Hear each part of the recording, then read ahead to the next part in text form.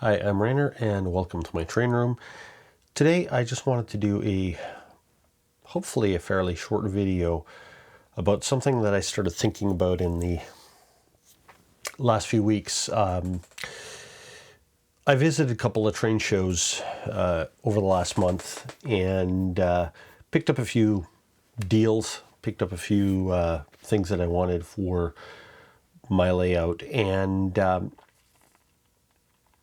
but around the same time, I was looking at one of the websites for a major retailer of model railroad products here in Canada. And on the first page of their website, there was, some ads for some new locomotives, and they were $200, $300, $400 a piece. And I thought, if I was just getting into the model railroading hobby or wanting to get into the model railroading hobby, and I went to a website like that, I would take one look at those prices and say, that's too expensive for me if a locomotive costs that much. And although I'm not knocking those locomotives, they're probably amazing running locomotives with great detail and great accuracy and all the rest of it. But the problem is that for somebody who is trying to get into it on a limited budget, something like that is just going to be too expensive. So I just thought, why don't I put together a video of some alternative options for getting into the model railroading hobby that can be a lot less expensive. Now, when I got into it 50 plus years ago, it was very simple. My dad, he worked for the railroad. He got me into model railroading by buying me a basic train set. And back then, train sets weren't terribly expensive. I don't know what he paid for it. I was too young to even look at the prices. But when he bought it for me, part of the set was this little locomotive that still runs better backwards than forwards right now. I haven't done a whole lot of work with it. It's still in pretty good shape other than a chip out of the roof. I don't know what happened with it, but it was that locomotive, a bunch of train cars, a caboose, some track, and a power pack, a transformer. Now, I still have all of those train cars. In fact, this Ontario Northland boxcar right here is one of the cars that came with that locomotive in that first set. I have the caboose over there somewhere. It's been repainted. All of the other cars are in service on my model railroad. I've, replaced the couplers on them. Some of them I've replaced the wheels or the trucks to make them run better, but I'm still using them. The only thing that I'm not really actively using is the locomotive. Nowadays, you can still buy those entry-level train sets. That set came with, an oval of brass track and a power pack, basic wires to hook it up. It got me going on a 4x8 sheet of plywood. And then later on, we bought more things to add to it over the years. But that was how I got started. And nowadays, you can still buy brand new train sets that are all in one. I know Bachmann makes a bunch of them that are not exorbitantly priced. The problem with buying those all-in-one sets is sometimes the quality of the cars is not fabulous, and sometimes you're kind of limited with the road name you can get and things like that. But it is an easy way to get going because it's, again, an all-in-one package with track, a transformer, a locomotive, some cars. And if that's the way you want to go, that's fine. But I just wanted to give you a couple of other options. When I was at one of the train shows earlier this month, I actually picked up a full train set. Now, what it was this thing. And these sets used to be sold like 20, 25 years ago at grocery stores here in Canada. And they were kind of an all-in-one set. And I bought this because I wanted the locomotive. Now, this particular set came with nickel silver track, a power pack, everything. It could be used all in one. I probably won't use everything out of it. I primarily wanted the locomotive. And the locomotive that came with it was this one up there. You should be able to see it going around.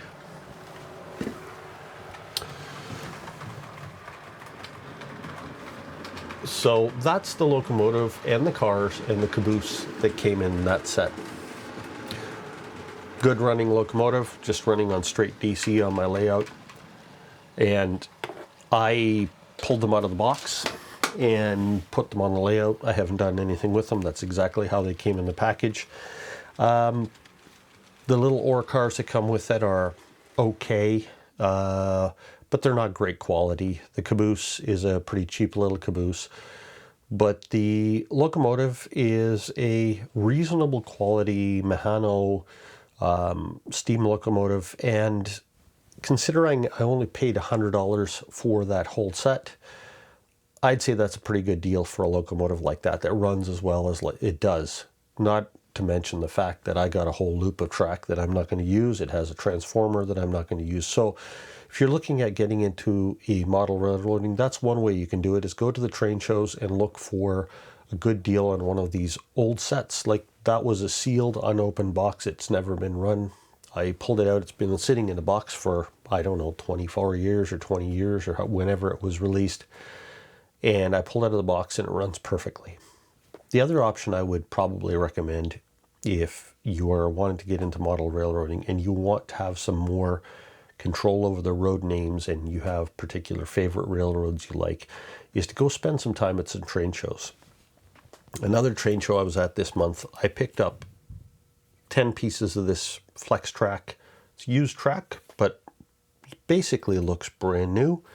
I got 10 pieces of this track for $15. These two locomotives I picked up, this one I bought both of these at an estate sale for, I don't know, $20 or $30 a piece. This one is an old Atlas locomotive that ran just fine right out of the box. I have since converted it to DCC, but this is how it came looking. It was custom painted, ran just fine. I converted it to DCC, did some customizing on it myself, but it was a completely usable locomotive as it was. This one had a different paint scheme on it. It was a brand new in the box Burlington Northern Proto 2000 GP38, and again, I got it for, I think, $20 or $30. I had to pull it apart and clean it and lubricate it because it had sat so long that the grease had hardened up in it. But once I cleaned it, it's a perfectly running locomotive that I have also done a DCC conversion on. You can see both of those in previous videos I've put out, and then I custom painted it. But again, both of these locomotives, as they were, with a little bit of cleaning and lubrication on the part of this one, for $30, great locomotives, and you can get the road name you want if you look around, and either of them is going to be a better locomotive than you would typically find in a pre-built train set. Train cars. This is a roundhouse 40-foot boxcar, brand new, unassembled. I got it for $5 at a train show. These two are Athearn Blue Box, as they call it, unassembled tank cars. Again, brand new in the box. Again, $5 each, both of these. You know, I'm just showing these because these train cars, again, for $5 each, you can put together a train that looks the way you want it without a huge investment. Even if you upgrade them with KD couplers, you can do that for under $5 a car. And you can actually put together a good running train that's going to be better quality than you're going to get in most of the sets. This is actually a really good deal. This one was in a stack of cars at one of the train shows, and it's a powered Athearn Blue Box switcher, an SW1500 switcher, undecorated. But I found it in a stack of train cars and other stuff, and it was kind of one of those deals where they were, I don't remember exactly, maybe $7 a piece or 4 for $20 or something like that. But whatever it ended up being, I paid, I think, $5 or $7 or something like that is what I ended up paying for this powered locomotive at a train show. So really, you know, I could have bought this. I bought this, and then I bought a few other cars with it for like $20. So I bought a whole train, a functional train for $20, buy some track, Like I said, I got 10 pieces of that for $15. Then you'd need a power pack. Well, these old MRC Tech 2s, there's different models of them available. These are great power packs, and you can pick these up used $25, $30. If you look around carefully, don't pay too much for them, but these are a much better quality than what comes in most train sets. Gives you a lot better control, a lot better slow speed control, which really matters with trains. And they last a long time and they're reliable. I've had this for many years. I still use it on the workbench for testing trains. My DC system on my whole layout is used with a upgraded model of one of these. It's actually a Tech 4 rather than a Tech 2, but they're good DC power packs and controls.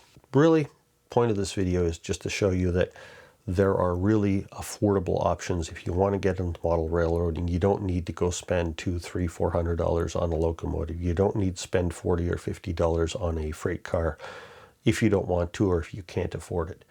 There are really good options for getting things more affordably. Look around for estate sales, look at the train shows, and you can either piece together a system like this if you want, buy your own locomotive, buy the same separate train cars, buy some track, or you can look around for one of these older sets that is for sale at a train show, and these sets run anywhere from $100 to $150. I got this for $100, unopened, brand new, with a locomotive that on its own is probably worth more than that. So just trying to give people some ideas of what you can do if you want to get into model railroading and you don't want to spend too much money on it.